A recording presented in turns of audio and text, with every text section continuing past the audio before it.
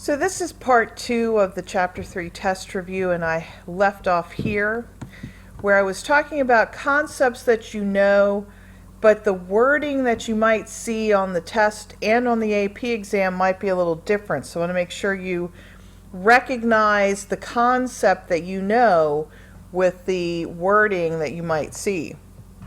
So when we're talking about concepts relating to classes, we have methods, and methods will have return types. And that return type in the method header or signature line, that first line where you have public string, get name, or public void, set name, that data type, and it can be void, okay, meaning it returns nothing. That return type indicates the type of value that gets sent back to main or wherever, because methods can call other methods. We just haven't gotten to that yet. But you can say this is a true statement. A return type indicates the type of value that will be returned by the method, and that can include and be void. That's a return type, even though it means nothing returns. When a method is called, the actual parameters are copied into the formal parameters. So make sure you go back to the textbook and you understand what the term actual parameter and formal parameter means. But the important thing is to remember the actual parameters are copied into the formal parameters when a method is called. The method's signature or header line is that whole first line. So it'll have public, which is the scope or visibility, and the only options are public and private. Right now we're tending to make everything public. Then the return type, whether it's string, double, int, boolean, or void, meaning nothing's returned. Then we have the name of the method, and then in parentheses we have 0 to many parameters separated by commas, and we have the data type parameter name, comma, data type parameter name, comma, and on for the parameters. That is the method's signature or header, that whole first line. The scope of a method's local variables do not permit them to be referenced outside of the method. That's true. What that means is when I have a local variable, as I did up here, for example, I have this decimal variable. That's a local variable because it's declared inside of a method, as opposed to an instance variable, which is sort of global and usable by every method in the class. So I've got a local variable that only exists and can only be used in this set salary, okay?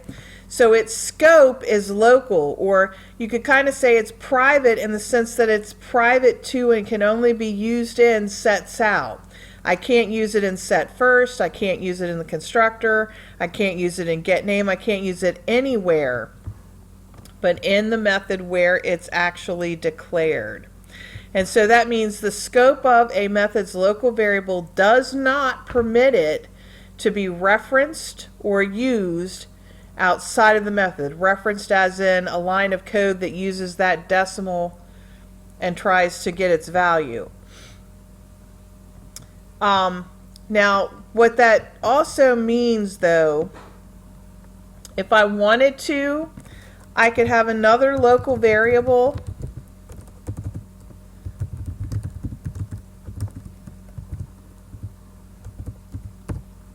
named decimal in any other method, and it's not a problem. You won't get a compile error. They don't conflict because this one is local to that method. This one is local to the other method. They don't know about each other. This method doesn't know that there's a decimal DEC variable in another method. It doesn't care. Because these variables are private or local to their own methods, it's okay if I have the same variable name used to declare local variables in other methods. So that's the other side of that. And then finally, you might see something tricky, like which of the following is an example of a method invoked through one object that takes as a parameter another object of the same class. So the concat is an example of that. So let's break that down. An example of a method invoked through one object. Here's the method concat invoked through a string object. All strings are objects, even though we tend to think of them as just a variable. Remember, string is a class. It has methods. It's a capital S signifying it's a class, and therefore strings are technically objects. You just don't have to go through all the hassle of using the constructor to declare them. Java lets you do the shortcut string name equals quote Jane quote semicolon.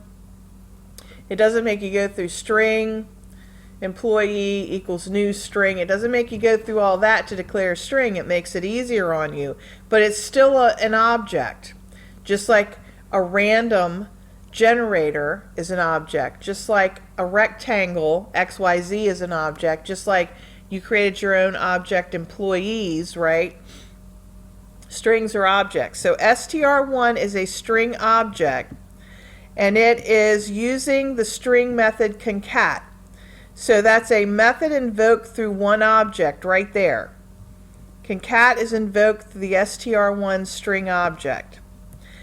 And it takes as a parameter, so remember the parameters are in the parentheses of the method name. So the concat method, which is invoked through a string object str1, takes as a parameter, there's a parameter here, str2, and that's another string object. So this method is invoked through one object, and it's taking as a parameter another object of the same class. How do I know str1 and str2 are strings? Because concat can only be used with strings. It can only take a string as a parameter, and it can only be called using the dot concat methodology on another string. So I want to make sure you kind of understand that. And if you watch my concat method, I've spent a lot of time explaining concat only works with strings. Can't use it with int or double or boolean or anything else.